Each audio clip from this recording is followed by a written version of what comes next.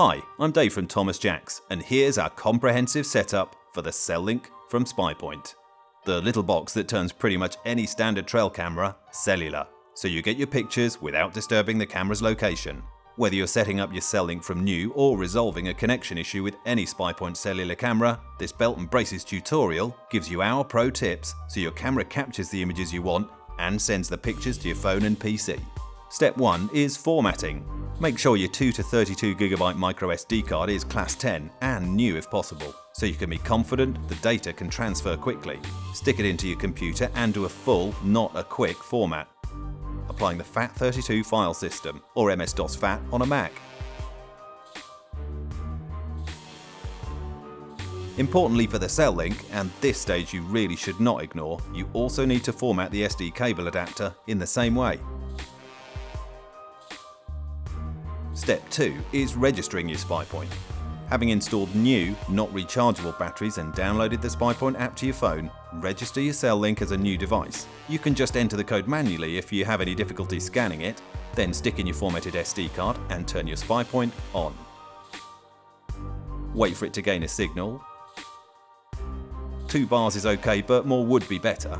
After 30 seconds, the flashing status light goes out, and while you're waiting for the app to refresh, grab your computer, ready for step 3, checking the firmware. On the Spypoint website, go to the support pages and scroll down and along for the relevant product. Then scroll down again for details of the most up-to-date firmware.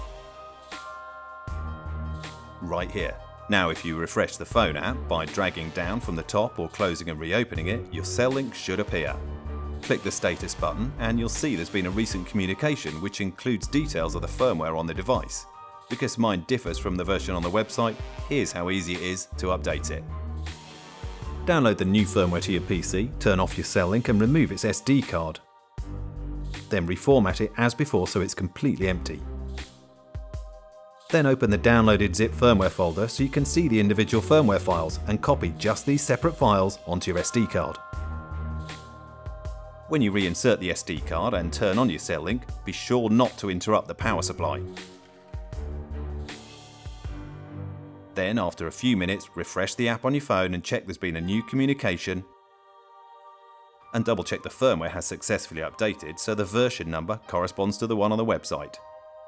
Which brings us to step 4, the best way to attach the SD cable adapter. Grab your trail camera, your formatted cable adapter, and plug it into the SD card slot, which is normally on the side or base. We need the cable to exit at the base so it doesn't compromise the camera's weatherproof properties, the camera's performance, or damage the cable. The best point of exit on this model is the soft rubber cap for the 12-volt power supply, assuming it's not being used. If that's not an option, take care with the cable over the edge seal. Carefully route the cable to avoid the sensor, lens and LEDs, but add a little slack so it doesn't pull on the SD card. And as you close the camera, double check everything's okay and gently press the cable in where it connects to the SD adapter to make sure it doesn't get trapped as you lock the camera closed. Confirm there's a good seal where the cable comes out. Then pass the cable up the back of the camera so it's hidden from view and protected from animal interference. Now with the CELL LINK positioned directly above, securely attach and conceal the cable. Then turn the CELL LINK on for step 5, a quick home setup to test everything is working as it should. Open your camera and turn it on. Your CELL LINK won't be able to adjust your camera settings remotely, so now's a good time to verify the date and time are correct.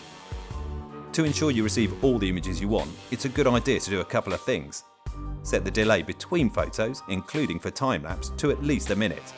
Then set your camera to a lower resolution. Although the CELL LINK can support pictures up to 25 megapixels, these steps will help it recover faster between shots, use less power, manage the space on your SD card better, and you won't need a special HD photo plan. Okay, let's see if it works. Close everything up and trigger the camera to take a picture. To save yourself a potentially long wait here, just temporarily set the frequency of transmission to each detection on the app. Then turn the CELL LINK off and on to make it communicate with your phone. If you've got pictures, you're good to go. But remember to reduce the frequency of transmissions on the app and it'll help conserve your battery. If you haven't received a photo within 15 minutes, work back through these steps, or for more advice refer to the user manual or check the support section on the Spypoint website. This is the Spypoint CELL LINK. To find out more, visit thomasjacks.co.uk, or for more videos like this, click subscribe. I'm Dave at Thomas Jacks.